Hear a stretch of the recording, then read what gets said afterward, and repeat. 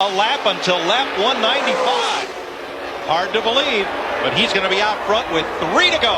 I guarantee he's driving out that back window as much as he is in that windshield. He slams the door on Gordon, 24, 3 to go. That's what you do when you're in the lead. You just move around, move around. Look at Kurt Busch in the 97, 3 wide. He's going to make the pass. He gets by Stewart. And here comes Gordon. Mark Martin back at 7th, still part of the chase here. Gordon still thinks he can make that outside car in the wall off the 2. I think it's the 9 car. But he keeps going. Debris all over the place. Yep. Casey Kane bounced off the wall, turn 2. And Jeff Gordon has made a pass. Nope, caution is out. The field freezes. Caution is out. And NASCAR scoring freezes the field at the last score. We haven't seen him get anybody trying to pass him all day other than Jeff Gordon. And we've said for a week down here, Jeff Gordon's got a fast race car. Probably the fastest car we saw in practice, and now he's showing it here at the end of the race. Johnson behind him. Matt? Jeff just said if he doesn't lay back, we'll do that. But what I'm concerned about is getting too good of a start and then getting too much of a gap where the other cars can make a run. Jeff's talking to crew chief Robbie Loomis right now, relaying that back and forth. Now, Darrell, how do you get too good of a start? Well, you get out there and you're like, we've said it all along, you're a setting duck. And that car back there, the 8 car Junior, can get a big suck on you because he's got a draft on you. Come off a 2 over there, he's got such a run, you're going to have to figure out, can you block him or not? We have 23 cars still on the lead lap, so there's no question. We could see action back there for 8th, 10th, 12th. All of these guys want this good finish in this Daytona 500. Rick Hendrick, as a car owner, first won the Daytona 500 in 1986 with Jeff Bodine. He was the winning car owner when Darrell won it in 1989, and twice since with Jeff Gordon. There is Rick Hendrick. Well, this would be a great start on Gordon's 4th championship, or 5th championship, try for 5. And this is, if you're going to do it, you might as well do it here. Get it started off right. They will make one attempt at a green-white checker finish. If the caution comes out, the race is over. This is it. This is the Daytona 500 right here. And you saw Junior jump to the outside of what I thought was a pretty fast race car down there, Tony Stewart. And that can really, if he gets up on the outside of Jeff Gordon, we got a race on our hands because they're going to come from everywhere. Gordon's on the gas, green flag, 2 laps to settle it. They got that fast restart. There you see Dale Earnhardt Jr. goes to the bottom, slams the door on Jimmy Johnson in the 48. Looks like Johnson's going to get kicked to the high side, though, by Kurt Busch in the 97. Stewart is blocked in the 20, nowhere to go. It's Junior and Gordon. Gordon's not going to give up that yellow line. You can bet that.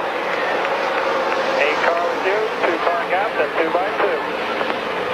Now, Junior's got help. Kurt Busch. No, Busch slices to the outside. He wants to win the 500. Coming outside.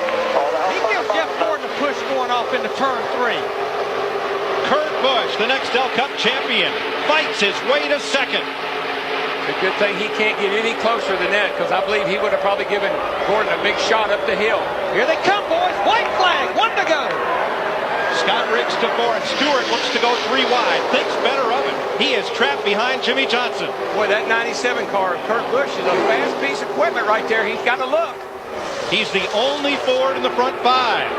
What can he do? Look at Scott Riggs in that 10 car. He's trying to get him a top 5 finish in this Daytona 500. And there's Jimmy Johnson on the 48 on the outside, Darrell. Somebody needs to get up there and go with him, but I don't know if Tony Stewart can run the outside or not. He hadn't all day. Bush to the outside. Gordon slams the door on him into turn 3. 6 cars have a chance to win it. Jeff Gordon's going to lead him into turn 4. They're 1 mile from home. Tony Stewart just slid up the racetrack. He and Jimmy Johnson are going to make contact. 3 wide. They're bouncing off each other. Jeff Gordon's going to win his 3rd Daytona 500. Kurt Busch, Dale Jr., and Scott Riggs completes a dream week with a 4th place finish. Boy, he did. And by those cars right there, 5th, 6th, 7th, 8th, 9th, 10th. Thank God, boys. I was doing it. Boys, Tony Stewart and Jimmy Johnson are going at each other down there in the turn 1. They were banging all over each other. Yeah, Jimmy Johnson ended up 5th coming across the line. You are the man. These 2 guys right here, they've already rammed into each other once. You know what? It was coming for the checkered flag for the Daytona 500. But we got the big Suck one, it up, boys. big boy. Richard Petty has won the great race 7 times. Cale Yarborough is a 4-time winner. Big And guy, now you're the man. Jeff Gordon joins Dale Jarrett It's time, baby. and Bobby Allison as Dedicate this one to the families on that crash, buddy, okay? Absolutely, absolutely. Jeff Gordon, now a 3-time winner of the Daytona 500. And Rick Hendrick takes you back to October, Martinsville, Virginia. On a plane carrying his son Ricky, his brother John, John's 2 daughters, Randy Dorton, Jeff Turner, Joe Jackson, all aligned with the Hendrick Motorsports team. Scott Lathrop, Tony Stewart's helicopter pilot, and the 2 pilots of that aircraft crashed en route to the race at Martinsville. Darrell, there's only going to be one happy man in Daytona, and that's this man. Jeff Can you Gordon. imagine leading the most laps of the race, got the best car all day, and get shoved back to 6? Dick Berggren. Well, Dale Earnhardt Jr. with a smile on your face, surprised at that, finishing third. What a wild finish. Congrats.